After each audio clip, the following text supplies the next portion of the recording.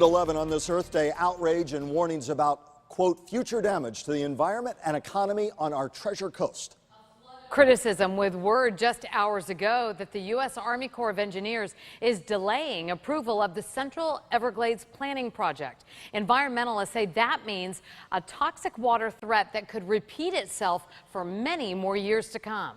Imagine you have a big plumbing problem. You tell your landlord about it. It's obvious. They promise to fix it and constantly pull the promise away. Well, that's what's happening on a bigger scale. If water levels rise beyond a set limit in Lake Okeechobee, the Corps, worried about a leaking, aging dike, moves to dump the water east and west. The hope had been a $1.9 billion Central Everglades restoration. It would clean lake water, and then that clean lake water would flow south into a renourished Everglades. But for reasons we still don't have, the Army Corps delayed the idea. That means money can't be approved by Congress in 2014. The next chance could be years away. The potential impact, more years to come of polluted lake water heading east, dumped into our Treasure Coast waterways.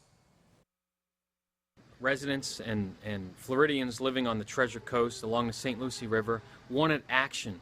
We need to begin the process of moving water south. And of all days, Earth Day, to reject this plan and to delay it demonstrates that Washington is yet again tone deaf to the needs of Florida. We called and got no immediate comment from the Army Corps of Engineers tonight, but anger and frustration are pouring out among local residents. News Channel 5's Elizabeth Harrington, part of the largest news team on the Treasure Coast, and she joins us live tonight from Stewart. Elizabeth? People we spoke with say this news is devastating. It could mean that the St. Lucie locks will open up more often for discharges from Lake Okeechobee, putting everyone at risk for toxic water.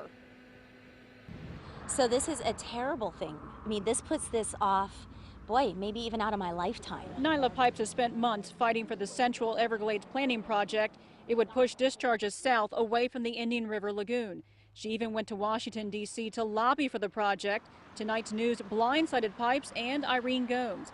She owns a motel in Jensen Beach. It lost a lot of money last year, about $2,000 each month. She worries those problems will get worse if the government doesn't act. I'm very devastated because I know that we're going to have more discharges. I know that I'm going to lose at least as much, if not more, in the coming summer. Mark Perry with the Florida Oceanographic Society says today's delay is a big concern. There is absolutely a feeling of frustration amongst all the environmental community because everybody was supportive. He says the project needs to be approved so it can be included into the Water Resource Development Act of 2014.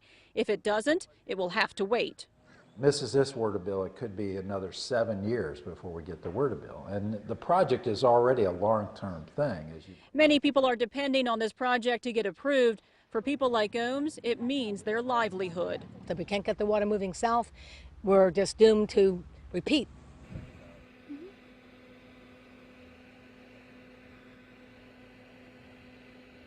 Irene says her business was able to survive this year because of the harsh winter up north and people coming down here to Florida to escape, but she might not be so lucky next time. Live in Stewart, Elizabeth Harrington, WPTV News Channel 5.